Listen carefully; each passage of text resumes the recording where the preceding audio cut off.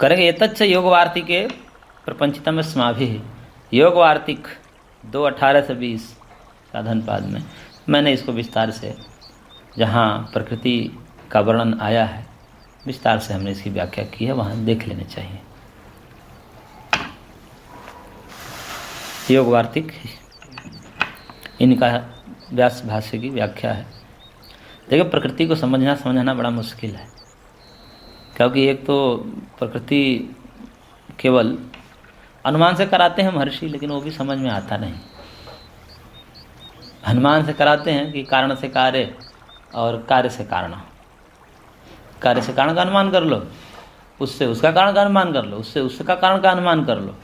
ऐसा कराते कराते प्रकृति तक ले जाते हैं कारण कार्य सिद्धांत के अनुसार। लेकिन वो भी जो है पूरी बुद्धि में जचता नहीं है, क्योंकि प्रकृति ऐसा तत्व है कि समझ से आता नहीं जल्दी।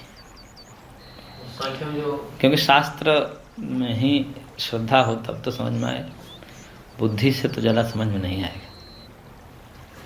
सांख्य वाली जो सृष्टि प्रक्रिया वो अनुमान पे आधारित है।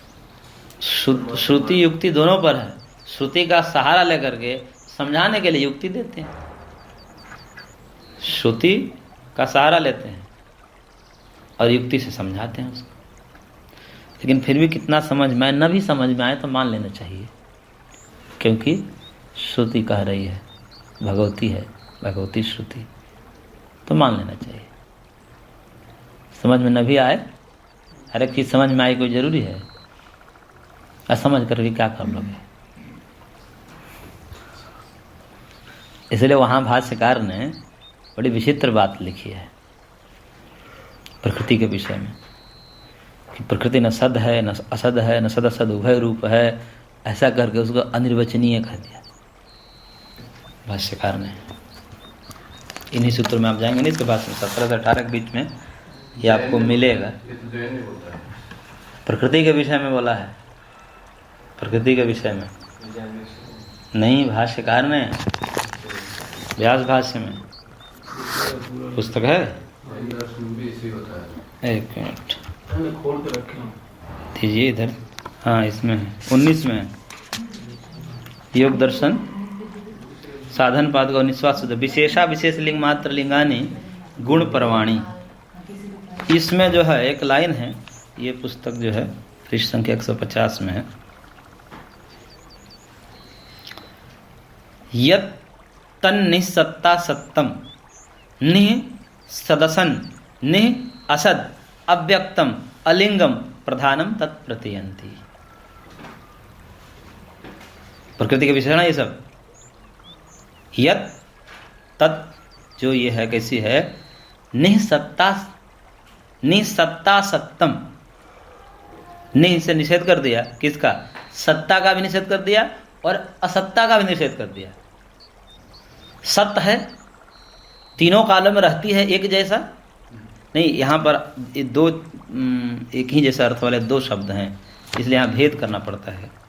एक तो निसत्ता सत्तम है, सत्य असत ऐसे, और एक है सद असद, दो शब्द हैं। जब दो शब्द आपको एक ही वाक्य में ऐसे लग रहे हैं जैसे पर्यायवाची है, तो ऐसे नहीं ले जाते, उसका अर्थ बदलना पड़ता है, क्योंकि भाष्यकार ने शब्द अलग किया है तो अर्थ अलग होगा, ठीक है ना। तो उसका अलग करना, भले आपको निसत्ता सत्तम से सत्ता मतलब सदरूप असदरूप ऐसा दिख रहा हो, फिर भी यहाँ पर अलग अर्थ करना पड़ता है। तो सत्ता सत्तम का ऐसा अर्थ करते हैं कि एक होता है कि प्रकृति में भोग कराने की क्षमता है, उसे कहते हैं अर्थ क्रियाकारित्व। प्रकृति में अर्थ क्रियाकारित्व है, भोग दिलाने की क्षमता है। तो क्या अर्थ क्रियाकारित्व सदा है? कह सकते हैं कि अर्थ क्रियाकारित्व है इसमें? पक्का कह सकते हैं कि प्रकृति में अर्थ क्रियाकारित्व है? अर्थ क्रियाकारित्व कैसे कहते हैं? व्यवहार हो जिसे साक्षात उससे व्यवहार कर सके। जैसे घट, मिट्टी में जलाहरण रूपी अर्थ क्रियाकारित्व नहीं है, जबकि घट में जलाहरण रूपी अर्थ क्रियाकारित्व संभव है। इस प्रकार से प्रकृति में अर्थ क्रियाकारित्व है, उसमें प्रत्यक्ष नहीं, साम्यावस्था में रहेगी तो नहीं है, और वैषम्यावस्था में है, इस रूप में है तो है, तो है भी नहीं, ऐसा भी नहीं कर सकते क्योंकि प्रलय अवस्था में नहीं है, साम्यावस्था में नहीं है। तो फिर कोई कहे कि असत्यम नहीं है, मतलब प्रकृति को कह दो कि इसमें अर्थ क्रिया करे तो नहीं है, तो यह भी नहीं कह सकते। क्यों? क्योंकि कार्य रूप में है। तो इसलिए सत्ता सत्तम दोनों को निषेध करके कह दिया निसत्ता सत्तम। फिर दूसरा वाक्य दिया, निह फिर लगाया और फिर कहा सदसत। निह पहले लगा दिया, निषेध कर दिया, फिर सत और असत शब्द डाला। सत है, तीनों कालों में है, सत का मतलब तीनों कालों में एक रूप में जो विद्यमान है, इसको कहते हैं सत।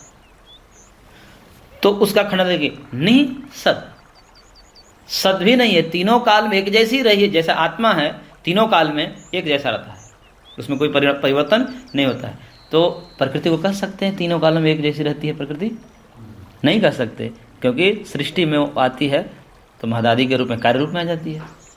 तो इसीलिए निसद है, सब एक जैसे नहीं रह पाती। तो फिर कह रहे हैं कि असत कह दीजिए, फिर है ही नहीं। तो नहीं, ऐसा भी नहीं कर सकते, है ही नहीं, उसका भी निषेध। असत ये निसत, तो फिर इसका उल्टा क्या हो गया कि तीनों कालों में एक जैसा रहती है। तो बोलेगा कि नहीं, तीनों कालों में एक जैसा नहीं रहती, ऐसा कह दो। तो बोलेगा ऐसा भी नहीं है। और फिर कहेगा तो फिर ऐसा है ही नहीं है द्रव्य। फिर जब असद भी नहीं, सद भी नहीं है, असद भी नहीं है, तो कह दीजिए कि खरगोश के सिंह के भांति है ही नहीं। तो लेकिन नहीं असद, आप उसको असद भी नहीं कर सकते। निसद, असद, निह, असद, ऐसे अव्यक्त, अलिंग, प्रधान, ये सब विशेषणों से ऐसा। अब ये सब इसी पर पूरा जो है शंकराचार्य के वेदांत जो है इसी पर खड़ा कर देते हैं। इसी को अनिर्वचनीय कहते हैं, मतलब इस रूप में नहीं कहते। इसी का वर्णन आएगा, देखिए अभी आगे आएगा। और इसी के आधार पर कहने लगते हैं कि ये प्रकृति जो है ही नहीं, अलीक है, मिथ्या है, ऐसा कह करके कि है ही नहीं, स्वप्न की भांति मिथ्या है, ऐसा प्रयोग करके और दर्शन को अपना ख्यापित करते हैं अद्वैतवादी। उसका यहाँ पर थोड़ा सा मीमांसा करेंगे भाष्यकार।